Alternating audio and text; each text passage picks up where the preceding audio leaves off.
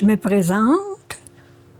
Je suis Ginette H., originaire de Rouyn-Noranda, qui est très loin. Il fait froid dans ce coin-là. Et je suis lévisienne depuis 1975. Je suis considérée comme une peintre professionnelle, multidisciplinaire. Je touche à différents médiums. Et j'adore travailler les techniques mixtes, c'est-à-dire que je mélange différents médiums dans mon tableau. Ça peut être des pâtes de structure, ça peut être du collage, ça peut être de la feuille d'or, comme ici, le collier de la dame. Ça peut être différentes choses, l'introduction d'objets, comme ici les perles, et puis les fleurs. Et j'ai même introduit des pièces de tissu, c'est comme un voile avec un peu de doré dedans, et j'ai découpé des cœurs.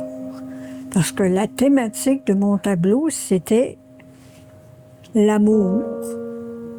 Alors, c'est pour ça que j'ai exploité le thème des cœurs. Lorsque j'étais enfant, j'aimais beaucoup colorier puis dessiner. Je retiens d'ailleurs un peu de mon père, qui aimait aussi dessiner, peindre, puis bricoler. Et quand j'étais adolescente, j'avais dit à mes parents, je veux devenir peintre. Alors, mes parents n'étaient pas d'accord, évidemment. Ils disent de quoi tu vas vivre. Alors, ce que j'ai fait mes études en art à l'Université du Québec à Trois-Rivières. J'ai fait un bac en art plastique et en pédagogie. J'ai terminé mon bac en 1975 et j'ai eu un emploi à Lévis et je suis allée rencontrer la direction. Je me souviens, j'étais partie en autobus le soir, à 10 heures le soir. Je suis arrivée à Québec à 6 heures le matin. J'ai pris un taxi pour me rendre à Lévis parce que j'avais un rendez-vous, une rencontre à 1 heure. Alors, ça s'est très bien passé. Ils m'ont engagée. Alors, au début des années 90, tout en continuant à travailler au collège de Lévis, à temps plein, je me suis inscrite aux ateliers Imagine à Québec, qui donnait la formation en design d'intérieur. Alors, j'ai suivi le cours pendant 3 ans. Et par la suite, j'ai travaillé 1 an dans un magasin pour prendre de l'expérience. Et l'année suivante, mon mari a dit, on part notre commerce. Alors, on a eu un commerce en design pendant 12 ans, de 1995 à 2007.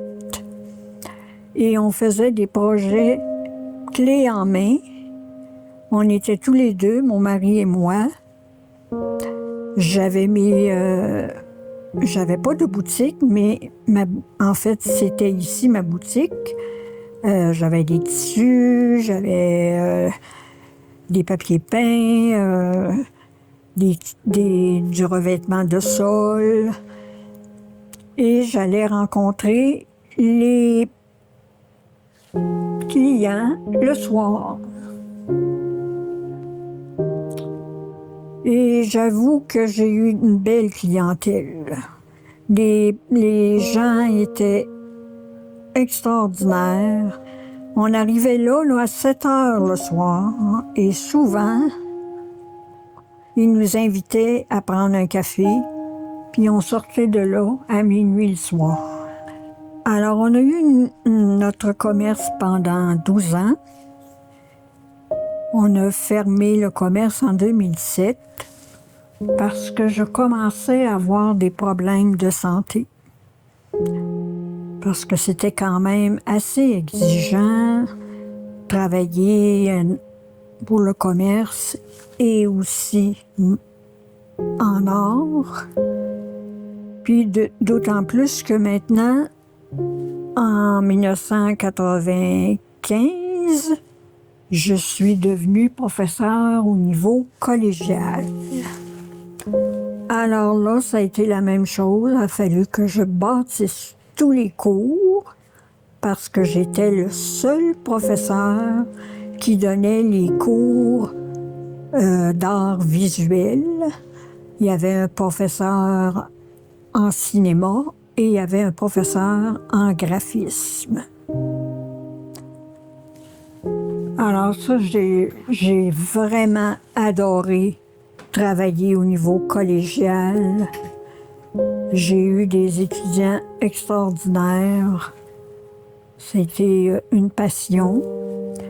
Et finalement, en 2002, la section collégiale au Collège de Lévis a fermé parce qu'il manquait le problème de budget, puis il manquait d'étudiants.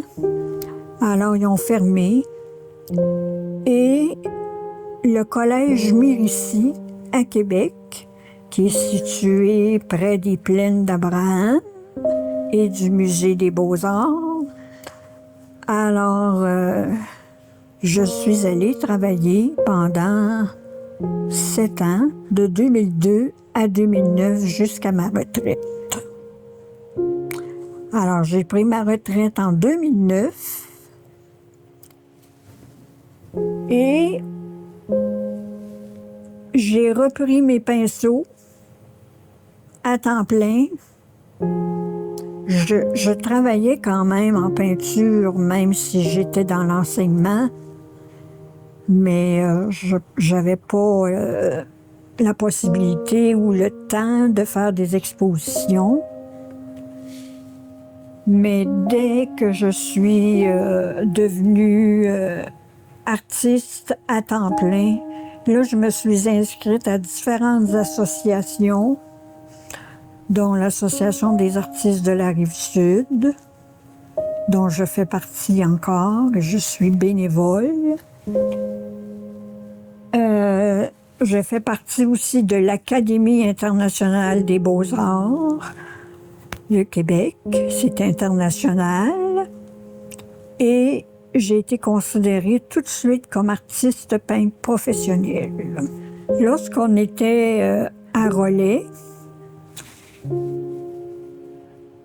moi j'ai eu une sœur, on était juste 2 dans la famille, une sœur jumelle, identique. Alors on était toujours ensemble, on s'aimait beaucoup. Mais malheureusement, j'ai perdu ma sœur d'un cancer le 17 novembre 2021.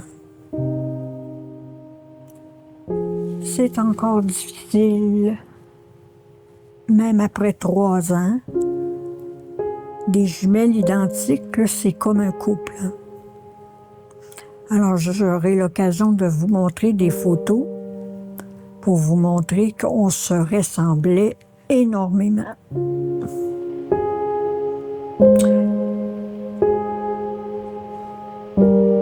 Je dois vous dire que la peinture a été une thérapie pour moi. Une thérapie dans le sens que moi, je souffre de douleurs chroniques, des problèmes de dos, de jambes, de hanches depuis plusieurs années. Et lorsque je peins, j'arrive à oublier mes douleurs. Et je peux peindre sans arrêter, même au point d'oublier de manger. Je peux peindre entre 8 à 10 heures par jour.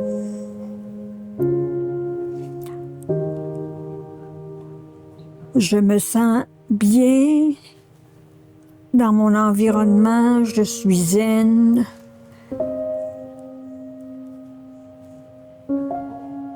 J'aime mon atelier. Je peins. Nous, les artistes, on est des solitaires. Et j'en suis une solitaire. Mon enfance a été influencée par la ferme. Mes parents avaient une ferme, des vaches laitières, jusqu'à 40 vaches laitières. Pour l'époque, c'était quand même bien. Et l'amour de la nature a été très importante pour moi. Ça a été ma muse, qui est encore ma muse aujourd'hui, ce qui fait que je peins beaucoup de fleurs. Et ça, c'est grâce à ma mère qui aimait cultiver les fleurs, dont les pavots et d'autres fleurs également. Lorsque j'ai repris mes pinceaux en 2009, j'avais plutôt une démarche plus figurative et plus réaliste. Et le défi que j'ai eu à remonter, c'était de faire des reflets dans une coupe de martini. Alors ici, on voit la coupe en gros plan avec des reflets sur le verre et on voit même le martini, les couleurs, l'olive. Alors ça a été un défi dont je suis particulièrement fière. En 2015, j'ai célébré mes 40 ans de carrière et j'ai été approchée pour participer à une revue qui s'appelle Art et Design, qui est une revue française à caractère international. Et j'ai un article que je vais vous montrer avec des photos. Et récemment, cette revue, c'est un catalogue qui vient une fois par année. Cette année, c'est 2025. C'est un catalogue qui s'appelle International Contemporary Artist. C'est fait en France, mais il est en anglais. C'est un livre qui est à caractère international, où il y a des artistes sur les 5 continents. Alors ici, Francine et moi, mais je ne me rappelle pas qui est Francine et qui est Ginette. Je pense que Francine est sur maman et moi, je suis avec papa. Alors, on est bébé. Nous sommes nés prématurément et on pesait 5 livres à nos deux. Petite photo à Rouen. On est nés à Rouen. Ça, c'est quand mes parents ont déménagé à Amos. Ça fait partie de l'Abitibi-Témiscamingue. Et on était 3 ans à Amos. C'est toujours à Amos. On est toutes les deux, une à côté de l'autre. Ici, on est photographiés. C'était dans le temps des fêtes. On est en pyjama. Maman regarde de Francine et moi, je suis à droite. Et ces photos-là, ça a été prise à l'arrivée à Relais. Ça ici, c'est quand on est adolescente. On est toujours à Relais. Et ici, maman jouait du piano, puis on chantait avec elle. Ici, je vous présente un plan de salle de bain que j'ai fait lorsque j'ai étudié en design d'intérieur. Ici, c'est le plan décoratif. C'est travaillé à l'échelle, 1 pouce pour 1 pied. Ça ici, c'est un plan technique avec toutes les mesures de chaque section, tout à l'échelle. Ici, c'est le plan électrique où on place les fluos, les spots encastrés, les interrupteurs où on les place.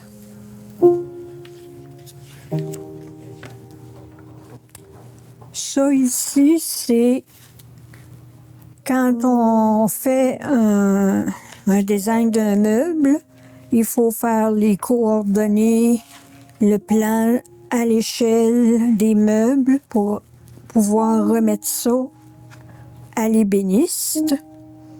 Alors ici, c'est les plans de 2 vues de la salle de bain. Ça, c'est le rendu final, qu'est-ce que la salle de bain va avoir l'air. Donc, ça va être dans les tons de blanc, de noir et de doré. Ça ici, c'est le design d'un meuble. Alors, les mesures, il faut que tout soit précis, même jusqu'au poignet. S'il y a des tablettes qui sont ajustables, il faut les mettre. S'il y a un coup de pied, il faut le préciser. Alors, il faut tout prendre les mesures pour que ce soit complet pour celui qui va construire le meuble. Ici, il faut présenter les produits qu'on a choisis pour faire la salle de bain. Alors ici, le bain tourbillon, le lavabo, la toilette, les poignées, les encastrés. Ici, les accessoires. Et ici, les matériaux.